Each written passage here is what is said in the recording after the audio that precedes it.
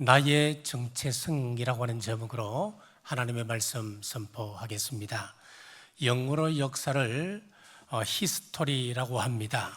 이 말은 히스, 그라고 하는 말과 스토리, 이야기가 합성된 단어입니다. 즉 역사라고 하는 것은 그분의 이야기, 우리 예수님의 이야기입니다. 금년을 2024년이라 그러는데 AD 2024년입니다.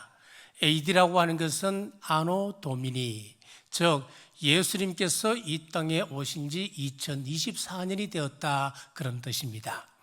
예수님께서 오시기 전 이 세상을 BC라 그럽니다. Before Christ, 예수님 오시기 이전 역사, 그런 뜻을 가지고 있습니다. 예수님께서 이 땅에 탄생하시던 그날 아침, 인류 역사는 예수님 이전과 예수님 이후 역사로 갈라지게 되었습니다. 한 인간의 역사도 마찬가지입니다. 예수님을 알기 이전의 삶과 예수님을 알고 난 이후의 삶이 나뉘어집니다. 예수님 이전의 삶은 그가 인간적으로 아무리 위대한 사람이라 할지라도 종국은 멸망입니다. 예수님 이후의 삶은 그가 세상 사람들이 보기에는 보잘것없는 사람이라 할지라도 그는 천국 백성이요 하나님의 아들이 됩니다. 오늘 구원받은 저와 여러분을 하나님께서 어떻게 바라보고 계시는지 함께 나누겠습니다. 첫째, 하나님이 나를 창조하셨습니다. 1절 말씀입니다. 야곱아, 너를 창조하신 여호와께서 지금 하시느니라. 이스라엘아, 너를 지으시니가 말씀하시느니라.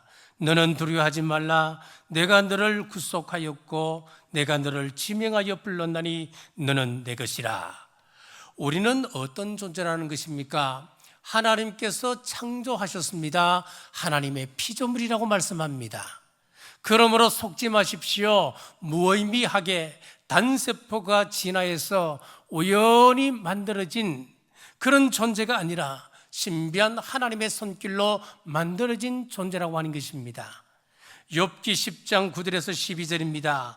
기억하옵소서. 주께서 내 몸짓이기를 흙을 뭉치듯 하셨거늘 다시 나를 티끌로 돌려보내려 하시나이까. 주께서 나를 젖과 같이 쏟아서며 엉킨 젖처럼 엉키게 하지 아니하셨나이까. 피부와 살을 내게 입히시며 뼈와 힘줄로 나를 얽으시고 생명과 은혜를 내게 주시고 나를 보살핌으로 내 영을 지키셨나이다. 수십 족의 정자 가운데 하나와 난자가 만나서 하나의 생명을 결합해 하십니다. 가죽과 살을 입히시고 뼈와 힘줄을 만드십니다. 이게 신비요 기적입니다. 시편 139편 13절에서 14절을 보시면 주께서 내 장부를 지으시며 나의 모두에서 나를 조직하셨나이다.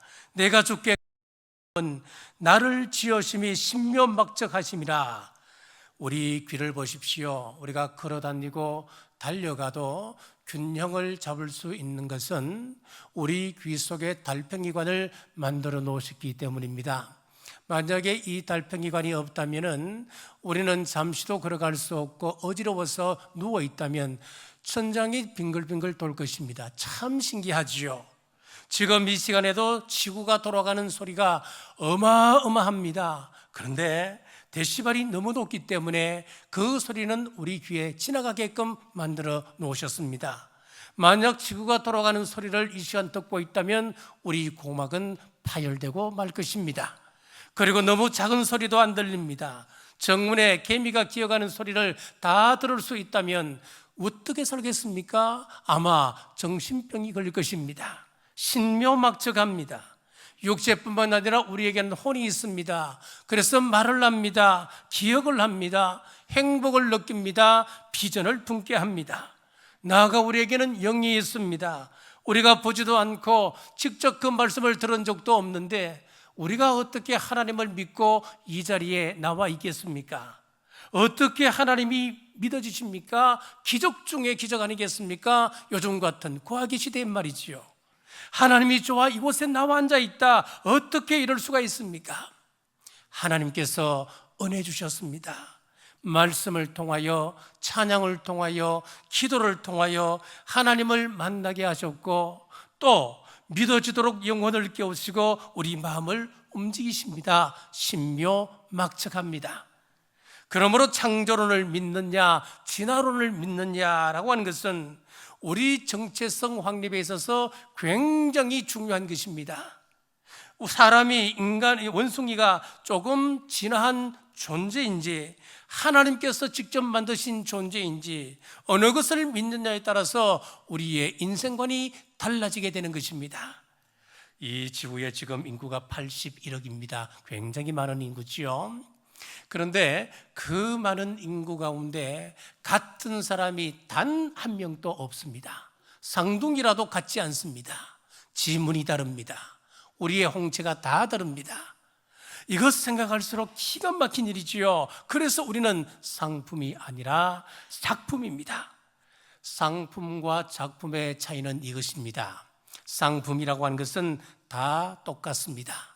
현대에서 자동차를 얼마나 잘 만드는지 모릅니다. 자동차를 한 대 만들면, 한 제품을 만들면 보통 수십만 대의 자동차를 만듭니다. 똑같이 만듭니다. 그런데 작품은 딱 그거 한 개뿐입니다. 그래서 고귀한 것입니다. 상품은 비교할 수 있습니다. 아이폰과 갤럭시 폰은 뭐가 좋다라고 비교할 수 있습니다. 그러나 작품은 비교할 수가 없습니다. 고흐 작품이 좋은지 피카소 작품이 좋은지 이것은 비교할 수도 없습니다. 이유가 없습니다. 각각 고귀한 작품이기 때문에 그렇습니다. 사람도 비교하면 안 됩니다. 여러분, 누구랑 비교해서 열등감에 빠질 이유가 없습니다. 그리고 우울감을 가질 필요도 없습니다. 특별히 우리 예수님을 믿으면 열등감에 빠지면 안 됩니다. 왜냐하면 나는 이 세상의 유일한 존재이기 때문에 그렇습니다. 자, 둘째, 하나님이 지명하여 부르셨습니다. 1절 하반절입니다. 내가 너를 지명하여 불렀나니 너는 내 것이라. 하나님이 우리를 지으셨을 뿐만 아니라 지명하여 부르셨습니다. 그리고 너는 내 것이다라고 말씀하십니다. 드라마에서 어떤 멋있는 남자가 한 여자를 향하여 너는 내 거야 라고 이야기하면 참 멋있게 보이지 않습니까? 그런데 온 우주의 왕이신 우리 하나님께서 넌 내 거야 그러시는데도 감동이 별로 없지요. 얼마나 대단한 일입니까? 한번 생각해 보십시오. 나는 하나님의 것이니까 하나님께서 나를 소중히 대하십니다. 나는 하나님의 것이기 때문에 하나님께서 나를 챙겨주시는 것입니다. 몇 년 전에 우리 사택 베란다 밑에서 이 새끼 고양이 소리가 나는데 얼마나 구슬프게 들리는지요. 그래서 나가보니까 버려진 고양이인데 태어난 지 2주나 한 석 주쯤 되는 그런 고양이였습니다. 어미에게 버림받았던 것 같습니다. 고양이를 만져보니까 냄새가 고약합니다. 씻었습니다. 냄새가 가지지를 않습니다. 속에서 나는 냄새였습니다. 그래서 어미 고양이가 다른 새끼를 위하여서 이 고양이를 버렸던가 봅니다. 너무 불쌍해서 그 고양이를 데려와서 키웠습니다. 좋은 거 먹였습니다. 아마 이 닭고기를 홈플러스에 가서 한 10마리는 샀던 것 같습니다. 그래서 정성을 다해서 고기를 발라서 건강하게 만들었습니다. 병들고 약하다 보니까 여간 신경 쓰이는 것이 아니었습니다. 밖에서 고양이 사오는 소리가 나면 뛰어나갑니다. 혹시나 누가 해코지 할까 싶어서. 고양이가 집을 나가면 자유롭게 집에 들어올 수 있도록 대문을 닫지 못합니다. 그리고 우리 방문을 열어놓았습니다. 그러면 밤에도 들어오고 새벽에도 자유롭게 들어오곤 했지요. 왜 그렇게 했을까요? 내 것이기 때문에 그렇습니다. 자, 이렇게 보니까 오늘 이 말씀이 얼마나 감사한지 모르겠습니다. 하나님께서 내가 너를 지명하여 불렀고 특별히 너는 내 것이다 그렇게 말씀하고 계십니다. 나를 지명하여 불러 그분의 것으로 삼으셨다. 하나님께서 나를 챙겨주십니다. 하나님께서 나를 지켜봐 주시는 것입니다. 이것만 믿고 살아도 우리 삶에 얼마나 큰 기쁨이 되겠습니까? 셋째, 나를 지키십니다. 2절입니다. 내가 물 가운데로 지날 때에 내가 너와 함께 할 것이라. 강을 건널 때에 물이 너를 침몰하지 못할 것이며 내가 불 가운데로 지날 때에 타지도 아니할 것이요 불꽃이 너를 사르지도 못하리니. 하나님께서 지켜주신다 약속하고 계십니다. 그런데 오해하지 마십시오. 예수님을 믿으면 어려움도 없고 환난이 없는 것 아닙니다. 오늘 성경은 분명히 이렇게 말씀합니다. 강을 건널 때나 불을 지날 때에 강이 너를 침몰하지 못하고 불이 너를 사르지 못할 것이다 라고 분명히 말씀하고 있습니다. 시편 23편도 말씀합니다. 내가 사망의 엄침한 골짜기로 다닐지라도 분명히 내가 지금 죽을 위기를 지나고 있는 거예요. 하지만 해를 받지 아니할 것은 주의 지팡이와 막대기가 나를 안위하고 계실 것이기 때문이다 라고 말씀합니다. 예레미야 17장 17절에 보면은 하나님을 의지하는 자들에게는 복을 약속하고 계십니다. 7절 말씀입니다. 그러나 물은 여호와를 의지하며 여호와를 의뢰하는 그 사람은 복을 받을 것이라. 어떤 복일까요? 8절 말씀입니다. 그는 물가에 심어진 나무가 그 뿌리를 강변에 뻗치고 더위가 올지라도 두려워하지 아니하며 그 입이 청청하며 가무는 해에도 걱정이 없고 결실이 그치지 아니함 같으리라. 여호와를 의지하는 사람들에게는 가뭄이 없는 것이 아닙니다. 태양이 밝게 비추고 뜨겁게 비치는 태양의 해침이 없는 것 아닙니다. 어려움이 없는 것 아닙니다. 환난이 없는 것 아닙니다. 다 있습니다. 그런데 예수님을 믿는 자들에게는 하나님께서 너는 내 것이다 선포한 사람들에게는 어떤 복을 주시는가 하면은 이러한 어려움을 거칠 때 지날 때에 이러한 것들이 해치지 못하게 할 것이다 약속입니다. 우리 예수님도 말씀하셨습니다. 세상에서는 너희가 환난을 당하라 담대하라 내가 세상을 이겼노라 하셨습니다. 환난이 있지만 우리 예수님께서 우리와 함께 하시기에 믿음만 있다면 그 환난이 절대로 우리를 무너뜨리지 못함을 믿으시기를 주님의 이름으로 축복합니다. 넷째, 보배롭고 존귀하게 여기십니다. 4절입니다. 내가 내 눈에 보배롭고 존귀하며 내가 너를 사랑하였은즉 내가 내 대신 사람들을 내어주며 백성들이 내 생명을 대신하리니. 자, 한 걸음 더 나가서 보배롭고 존귀하게 저와 여러분을 여기신답니다. 이 말씀만 우리가 아멘으로 받아들여도 절대로 우리가 이 세상에서 열등감에 빠질 이유가 없는 것입니다. 사람들이 내 외모에 대해서 평가하는 것이 뭐가 그리 중요합니까? 하나님이 나를 보실 때에 보배롭고 존귀하게 여긴다 그렇게 말씀하고 계시는데요, 왜 사람들이 하는 말 때문에 내가 기분 나빠해야 합니까?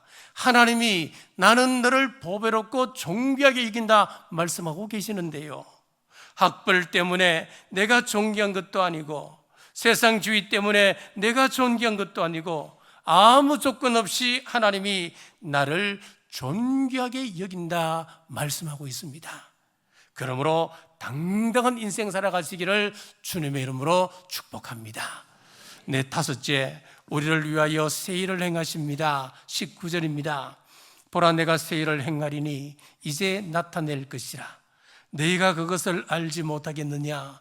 반드시 내가 광야에서 길을 사막에 강을 내리니.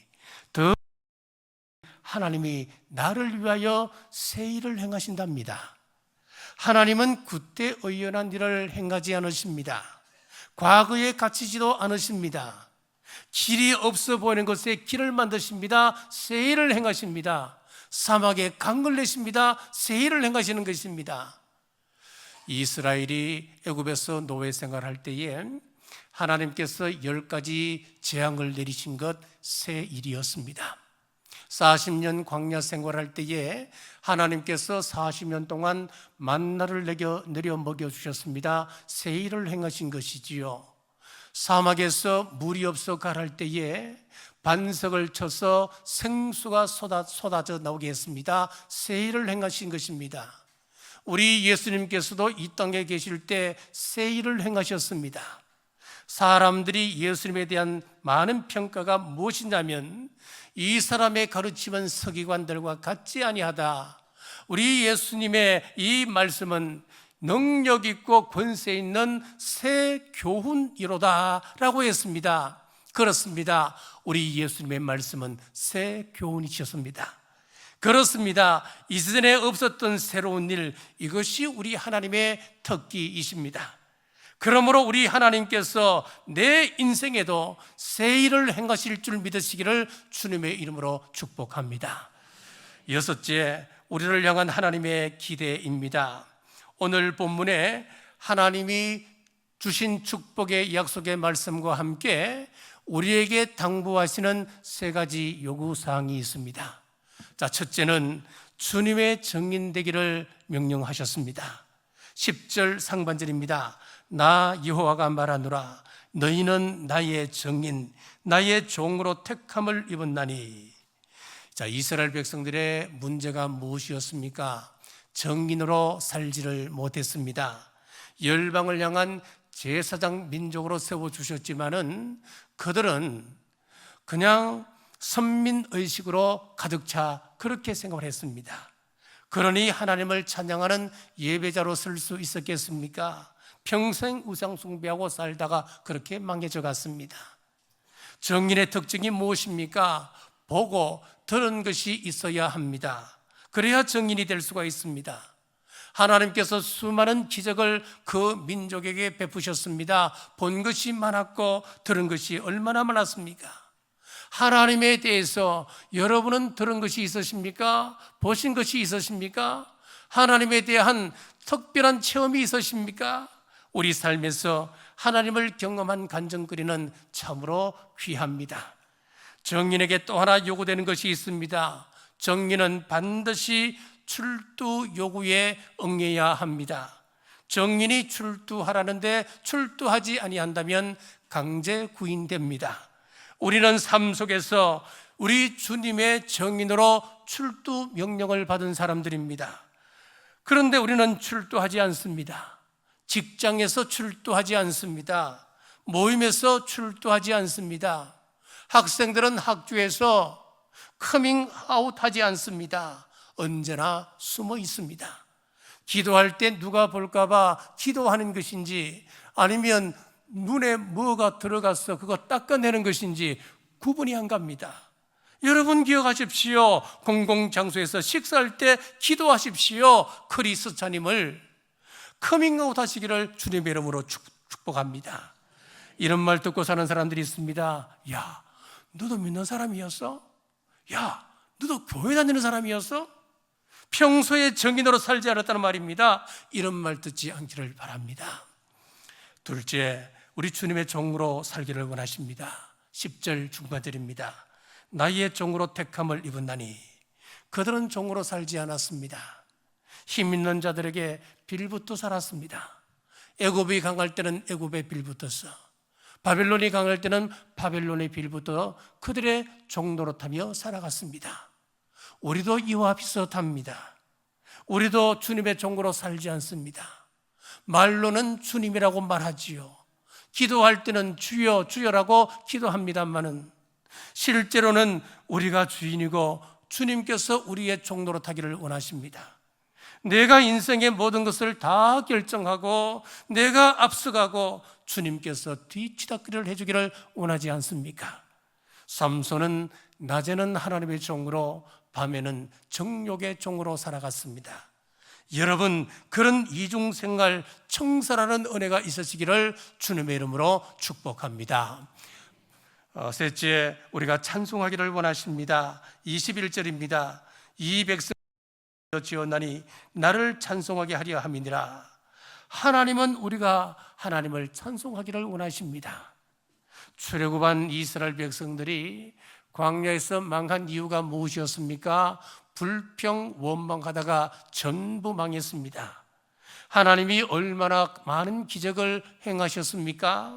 하지만 그들이 찬송하지 않고 감사하지 않고 원만 굴병할 때 그들을 멸하셨습니다.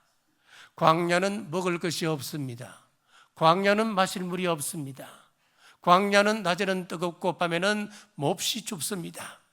그런데 성경을 보면 먹을 것이 없어 굶어 죽었다고 하는 사람 단 한 사람도 없습니다. 마실 물이 없어서 목이 말라 죽었다는 사람 없습니다. 낮에 해 때문에 죽었다는 사람, 밤에 추워서 죽었다는 사람 단 한 명도 없습니다. 하지만 불평하는 사람들은 다 죽었습니다. 홍해 바다에 빠져서 죽었다는 사람은 없지만 불평의 바다에 빠져 죽었던 사람들은 많습니다. 기가 막힐 일입니다. 왜요? 하나님이 우리 사람을 지은 목적이 하나님을 찬송하기 위함인데 찬양이 아니라 원망 불평 가득하니 어쩌겠습니까? 찬송가 303장에 구속함을 받은 우리 어찌 찬양 안 할까? 어찌 찬양 안 할까? 우리에게는 찬양할 거리가 너무너무 많습니다. 주위를 둘러보십시오. 전부 하나님을 찬송할 거리입니다. 그런데 많은 사람들이 하나님을 찬송하지 않습니다. 자기를 찬송하기를 원합니다. 다른 사람을 찬송합니다. 혹자가 이런 말을 했습니다. 우리 안에는 자신의 탁월함으로 사람들을 매료시켜 자신을 엄밀히 추종하게 만드는 근성이 도사리고 있다.